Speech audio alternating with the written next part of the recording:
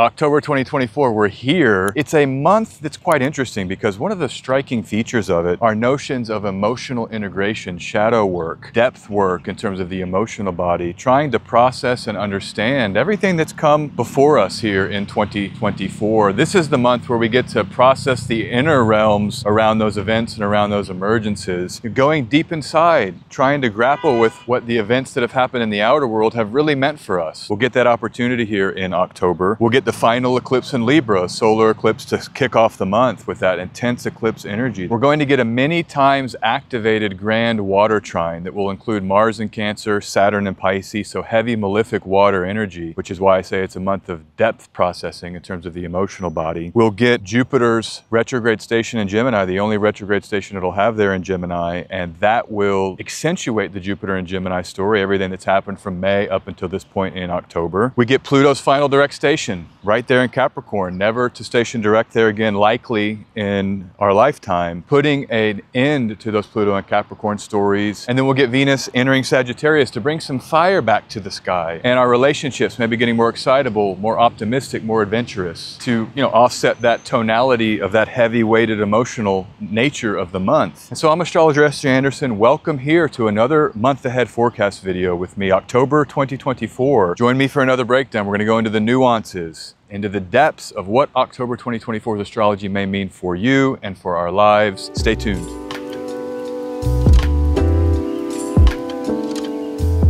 So 2 October to start the month, we get the final solar eclipse in Libra this cycle, and it's a major story of this month. We're not only kicking it off with peak intensity in a way, eclipse intensity, which is different qualitatively than other forms of intense astrology, but we're finishing out a phase. So it's a peak intensity, but then a culmination. And the context of it is that there's some resolution here, hopefully, with this phase of your cycle and your life. Remember, the lunar nodes will leave the Aries-Libra axis in January 2025, but this is the final eclipse in Libra. And so you may want to review as the month kicks off and just ask yourself what shifted and altered in your Libra sector, what's changed for you around themes of partnership and deliberation in relationship and the agreements that you've made and the renegotiations that you want to have around partnership and relationship and group dynamics and all of that Venusian Saturnine combo. And so there might be clear stories for a lot of you. That's the way this works. You just clearly know, wow, it was triggered and this is what you've been grappling with. Well, look for some of those stories to cohere into a completion phase. I want to come to the chart of the solar eclipse in Libra. There's 2 rulers of Libra primarily.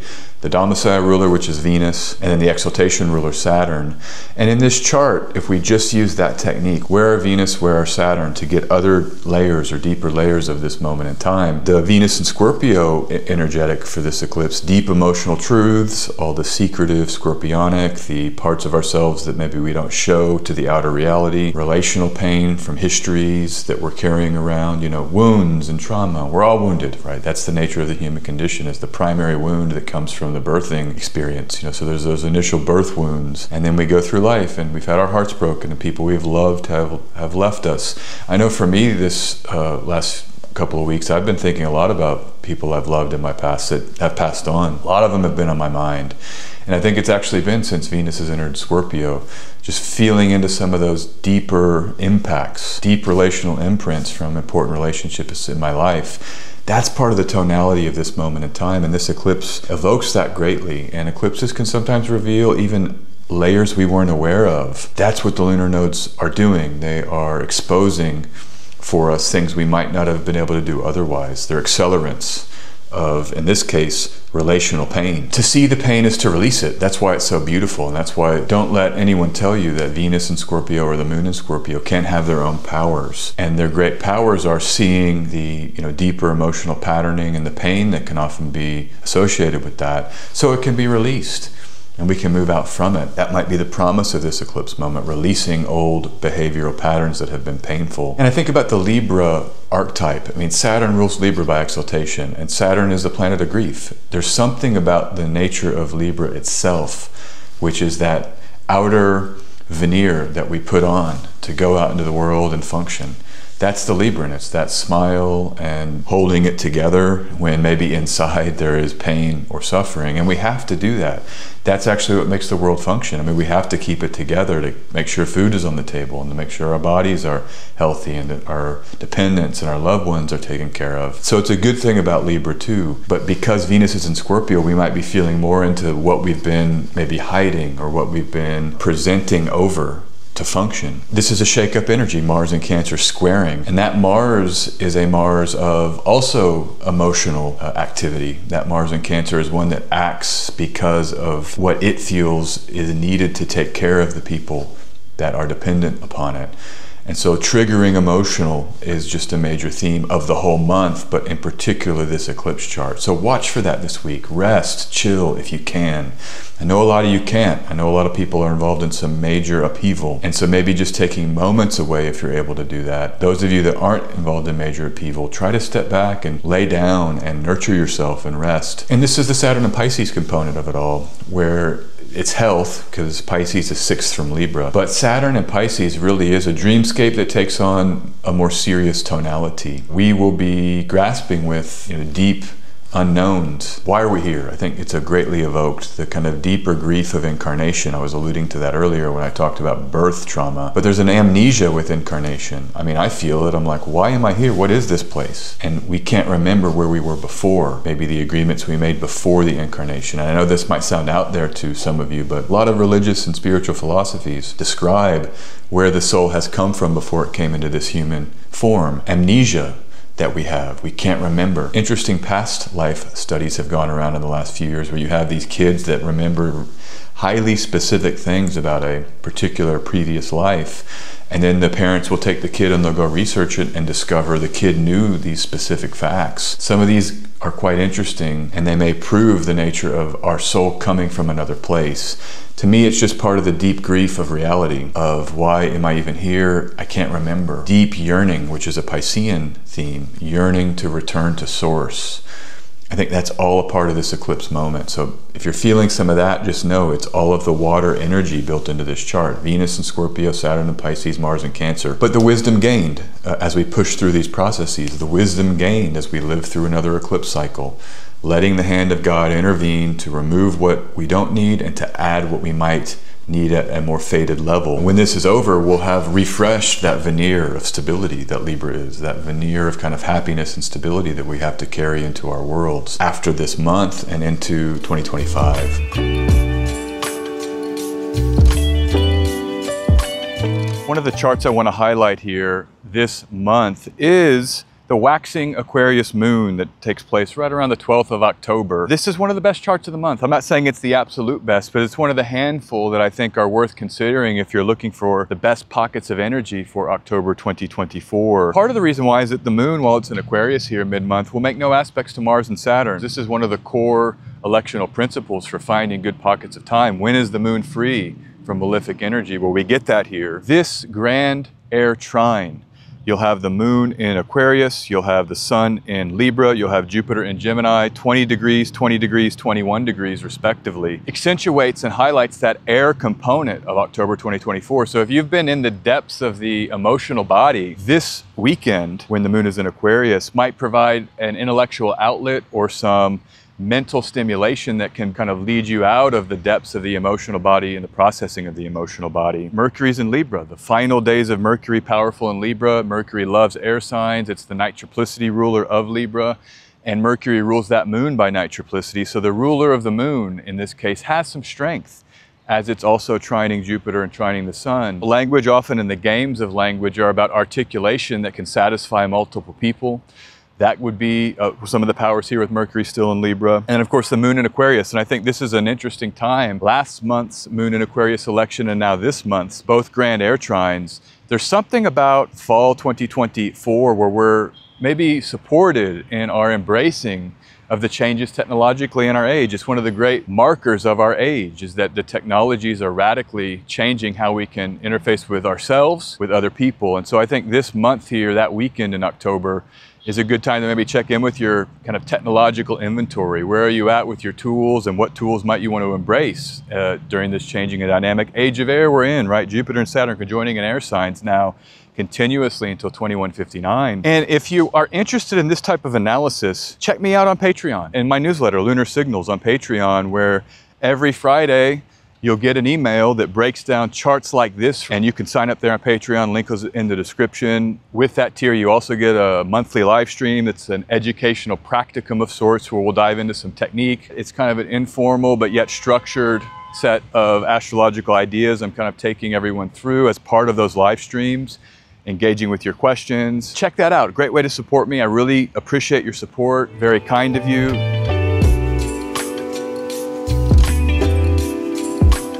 So October 2024, main theme is there's a grand water trine. We've got 2 malefic planets in water signs all month, Mars in Cancer, Saturn in Pisces. We have a series of faster moving planets moving through Scorpio to perfect their trines with Saturn and Mars. And it's emotional, it's the body, it's the feeling. Water signs are what are called mute signs, and that means it's not articulating verbally, it's actually feeling. And when you combine that with the idea that the body is water, you combine that with the idea that water is often things we do at night, we bathe, we drink water, these are very personalized. And so think about just what we've gone through in 2024. We had the August T-square in the mutable axis. September, first eclipse in Pisces. And then early October, this eclipse in Libra, the final eclipse. So we've had eclipse season. So after this eclipse then, the rest of October is the healing. It's the morning after. It's the processing the events that have happened.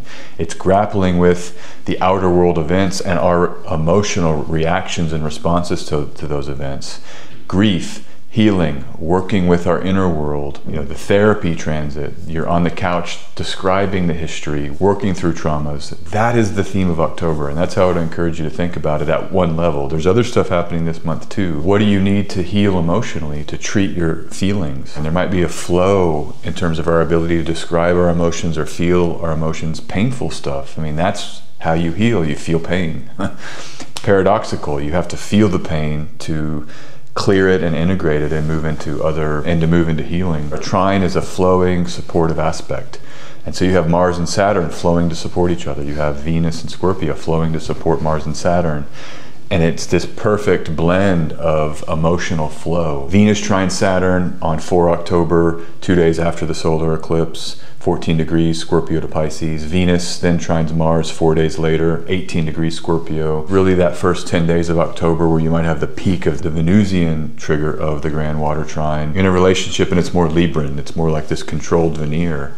And then remember what follows Libra, Scorpio. And now we're into this unavoidable reality in the relationship, when that's the get real transit, the morning after transit. Events happen and then the next day you're like, okay, we have to process what happened. That's what we're in here. And it's beautiful. I mean, intimacy is life. You let people in to see the pain. It can be tough. All long-term relationships have cycles of pain and woundedness. Every relationship, people hurt each other. That's what it means to love, is to let yourself be open to being hurt, being vulnerable to being hurt. Even people we love, we hurt. We don't want to hurt, but it just is part of how it goes. Integrating the pain, addressing the wounds. That's what true intimacy is honesty about our woundedness in the context of a safe container. Mercury then enters Scorpio on October 13th, and Mercury will trine Saturn on the 22nd. So you see how this grand water trine energy continues, where the mental, mercurial, analytical and verbal, that will be brought into the mute scorpionic, and again feeling the body and the depth of sensation. So it's a Mercury that's sensing through bodily feeling rather than a Mercury that is like writing words down. If you're in a moment of deep intimacy with someone, we're picking up on thousands of nonverbal cues, the pheromones, the subtle twitches and the facial expressions. That's what second half of October brings, feeling into this style of communication. And then the fixed nature of Scorpio. I mean, we might want to stay with the feeling, especially if there's been earlier in the month breakthroughs with like pain and integrating that pain. Mercury may come to allow us to, at some level, work with it in the way that Mercury allows us to, which is magical, which is sometimes that spiritual side of Mercury. The Sun enters Scorpio on the 22nd of October, about 9 days after Mercury does, and now we have Mercury and the Sun there together, and we've got 2 planets in Scorpio making these sign-based trines to the malefics. And so it's the month of the Scorpionic, the inner work that comes with Scorpio. Mars is work and building. Scorpio is emotional body. So we're working with the emotional body. Just a theme of the month, a short, concise label for this month. Work with your emotions. Feel your emotions. And if it gets too much, I mean, this is also, I'd say, a risk of the month. That's not easy work. That's some of the toughest work we can do in reality. And so if you're feeling like wanting to act out or escape some of that emotional intensity, that would be normal. You know, and so maybe try to figure out how you have healthy releases from that, whatever that is for you. You know, healthier than, let's say, addiction, or, you know, go for a walk, go to the coffee shop. I kind of go back to that Libra energy, you know, just go back and smile at people and say hello and have a normal conversation, even though they might not know. You know, you go back into your home and you're just in the seas of upheaval emotionally. Sometimes it can help just to be out around people, to ground that stuff and get a break from it. Take care of yourself, nurture yourself amidst the depth of emotional processing, and you can do it, because we won't have this water element stuff eventually. This is all going to clear. And that's what I tell people a lot. This is the opportunity of the month. Work with your emotion, because if we won't have this support for these types of activities, you know, later in the year and into 2025, we lose this.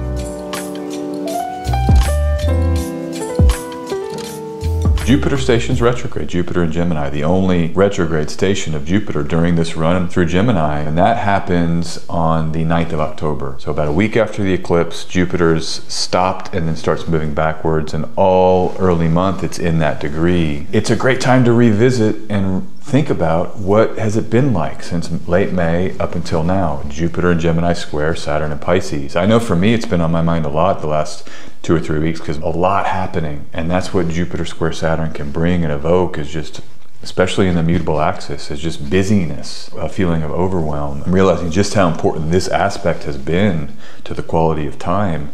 And I think this month will be a great time to reconsider how fast time has been moving maybe for you. Maybe been out of control, or a sense of what's happening, or Jupiter making things even faster and more chaotic there in Gemini, but then having the pressures of Saturn over that Jupiter. And that's the cool thing about a retrograde. It's a review period, and we'll get this from now until early February, when Jupiter stations direct in 2025. A second bite out of the apple, another way to maneuver into the Jupiter-Saturn mutable square. So it's a real opportunity wherever Jupiter is to reveal to us some truth about that sector. Some justice gets established with wherever Jupiter is. So might even be thinking about that. What are the wisdom reveals of your Gemini sector late May 2024 up until now, as Jupiter is accentuated by stopping in the sky. And the cool thing about this is that faster moving planets hit Jupiter, trine Jupiter, just as it's stationing. So Mercury trines Jupiter in Libra, Mercury trining Jupiter in Gemini on 8 October, the day before that precise retrograde station. And of course the Sun will trine Jupiter. Anytime Jupiter stations, the Sun is trining it. That comes 5 days later on the 14th. You perfect the Sun in Libra trining Jupiter, still in the degree of its retrograde station in Gemini, 21 degrees. Deliberating on Jupiter and Gemini. What are the goals? What do you want to finally achieve in that area? March, April, May next year, where we get that movement forward and a Jupiter completing its time in Gemini. But this is a good time to even review the tech stuff, especially knowing that Pluto will re-enter Aquarius in November. We're really online now with this tech reality, and that Meta announcement of those glasses, I thought that was appropriate right around the week of the solar eclipse in Pisces, or just after. They've got their new tech, and people were comparing it to the Steve Jobs iPhone announcement, that video I released about the new realities coming with the Pisces eclipse cycle. I think that was evoking that somewhat. I'm not sure if that's the technology. I think it's going to be something else, because I don't want to wear glasses. I don't want to have all of that connection on my face, near my face. Personally, I don't. But many people may start wearing those glasses, and you'll have VR and AI just running without a device, without one of these.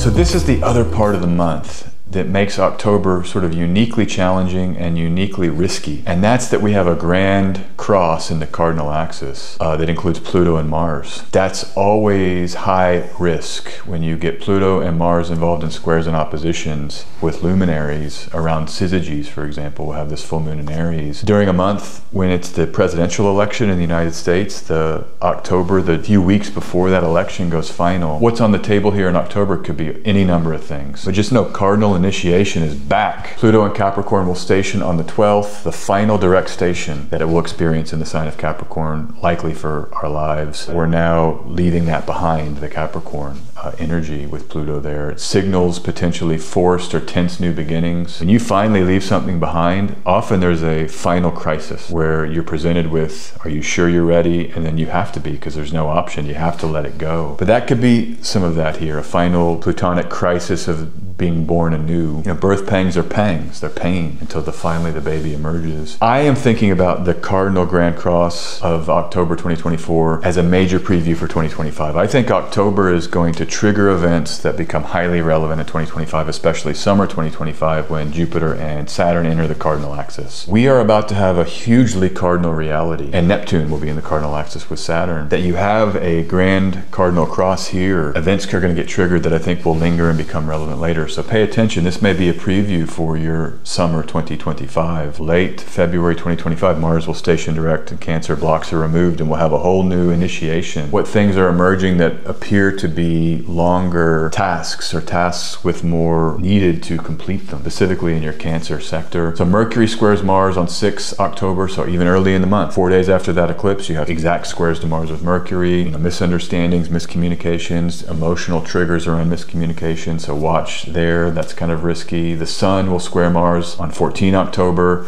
Same thing, frustrations of self and blocked action, and both the Sun and Mars are weak in the signs they're in. So there's one layer of that symbolism where we can't quite be as individualistic or as maverick as we might otherwise want to be with solar and martial energy.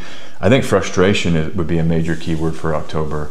The frustration of self. The upside of that is that our self needs to be frustrated sometimes. We'd be too egoistic and too self-important. Consider others and consider how to nurture people around us, even if that can be frustrating. It's like you get home, you've got roommates, you got to clean the kitchen if you make some dinner because other people are using the kitchen and you don't want to do it. You wouldn't do it if you lived alone. We put it off. But you have roommates, and so you have to kind of set your will aside in service of the commitments of the people around you. Sun squares Mars mid-month, October 14th. The squares to Pluto in the lead up to the US election, the final months of the Pluto return of the United States. Highly suggestive of really everything's in play, and the election seasons have this thing called an October surprise. They always do. And so what if there's some big reveal? I mean, the P. Diddy stuff that came out, that is of the nature of the Capricornian Plutonic that I've talked about often on this channel, which was Jimmy Savile, Jeffrey Epstein. It's not surprising at all for us astrologers who have been saying, look for that, Pluto back in Capricorn. I think I mentioned it in my video. I mentioned both Savile and Epstein as I previewed Pluto re-emerging into Capricorn. And we got P. Diddy. Isn't that so crazy? And I'm not even saying those tapes are even real or anything, but so many people are talking about the Diddy tapes. Of course, people hype this stuff up and then nothing ever comes out or no tapes are ever revealed. And I don't want to see those tapes. I mean, boy, keep those away from me. But the implications that it may have in terms of exposing the power structure, the transformation of power because of the dark secrets, you know, and these are apparently the highest echelons of society, the entertainer class and the money class and all the people behind Diddy. And we don't really know how deep this goes yet, I don't think. And there may be more of that here in October. Squares to Pluto. Pluto stations direct on the 12th of October. Mercury squares Pluto on the 13th. So look for that 12th and 13th to be quite Plutonic. The Sun will square Pluto on the 22nd, mid-month, at 10 days in the middle of the month. You know, I'm looking for all kinds of, again, Pluto and Capricorn stories to re-emerge. Awareness of power struggles, awareness of corruption with power, you know, letting go of fear-based control, the Capricorn control structures in our own world, forget the outer world and the mundane. That you would have Pluto here maybe breaking free from some of those chains, completing its transformation. One big mundane news story that I feel like we need to highlight, and it's happening just as I'm recording this. Israel went into Lebanon with warplanes and bombed residential buildings, and you had 558 people were killed, including 50 children and 94 women, and more than 1,800 injured, according to the health department in Lebanon, or their government health agency. The interesting thing about this conflict is that if you go to 2006 on 12 July, it kicked off the Lebanese war, Israel and Lebanon, back then. Well, guess what was going on in 2006? North node in Pisces, south node in Virgo. So we're right on that transition of Aries, Libra eclipses into Pisces, Virgo eclipses. And what's happening? War with Lebanon and Israel. I'm reading reports that, you know, Israel's going to send troops in.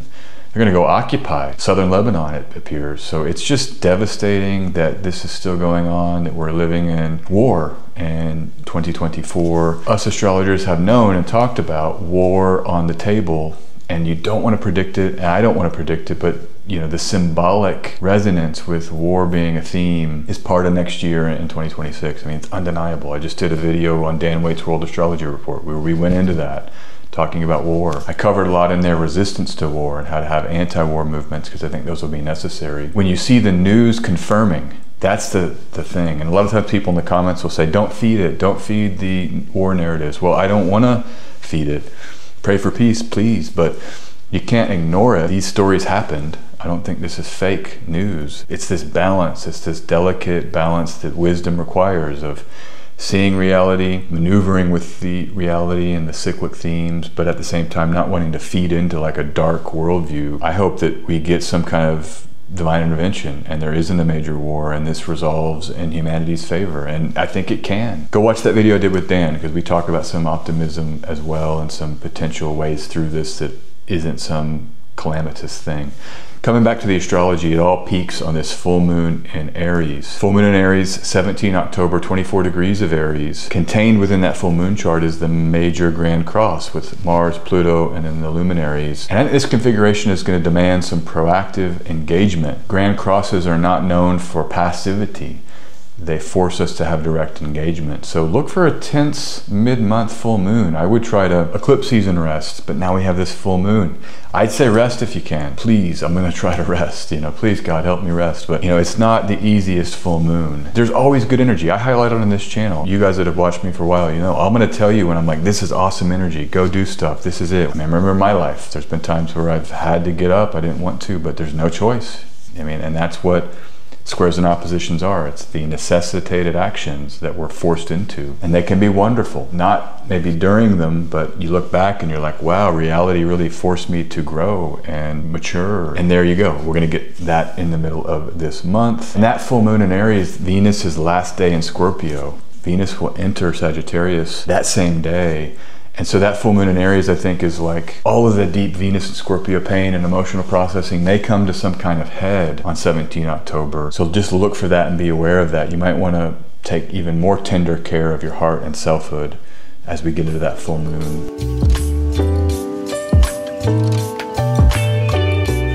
Final story of the month, which is that Venus leaves the dark depths of Scorpio and enters Sagittarius. Same day as that full moon, 17 October. So second half of October, there's a fire planet. Fire has returned to the sky. In terms of the traditional 7, it was Mercury in Leo at the beginning of September, then it left Leo. So we get some fire back, and I love the fire element. It's the passion for life. It can often be creative. It can be focusing on what we're making and doing in the outer world, what we have passion for. Venusian magnetism in Sagittarius. What does Dane Rudyard say? My favorite Rudyard book, by the way, The Pulse of Life, where he goes into a sinological analysis. He says, in Sagittarius, man seeks to put in working order what he experienced with great depths of feeling in Scorpio. So it's beautiful that now we get the Sagittarian. We emerge from the grieving at one level, and Venus may allow us to find beauty or explore to find beauty or reach out and make new relational connections with excitement. And I think the heating up of life just comes at a perfect time. If you've been doing some depth work emotionally, you may get a chance to start putting some of that into practice. Maybe you meet a new person, you're practicing some new boundaries as you've felt the pain and begin to integrate some new practices that can help you mature in your relational dynamic. The wrinkle here is that this Venus has to confront Saturn and Jupiter, so we're now triggering again the Saturn-Jupiter square. And so, you know, October is not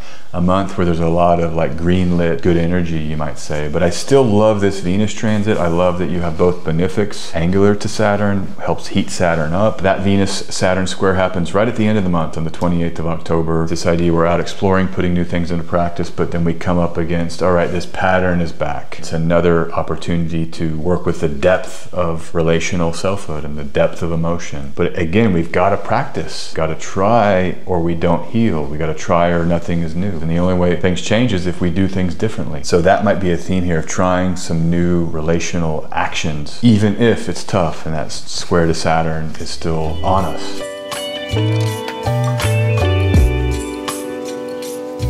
All right. that is October. Thanks for watching. I'm glad to be here with you. I'm glad to be talking about October's astrology. Have a lovely October as much as you're able to. And I'm hoping that you're able to do some of that emotional work and heal some of the emotional upheavals you may have experienced up until this time in 2024, processing your pain. Lovely opportunity for that this month. You can support me here. Like and subscribe. Give me a like, give me a subscribe. Comment below. How's your month going? How was your eclipse season? Check out my Patreon, SJ Anderson 144 on Patreon. I've got a monthly live stream. The first one will be in the early October this month. I've got a weekly newsletter, Lunar Signals, where I can prepare charts for the week ahead, pick out some of the best energies to help you navigate that week ahead. I've got a general support tier. You'll get updates from me. I've been posting like one a week right now, where short little video updates. Join me there. Your support is always greatly appreciated. So thank you for that. And thank you for just watching. Honestly, that's support. So appreciate you being here, and talk soon. Have a great October. Peace.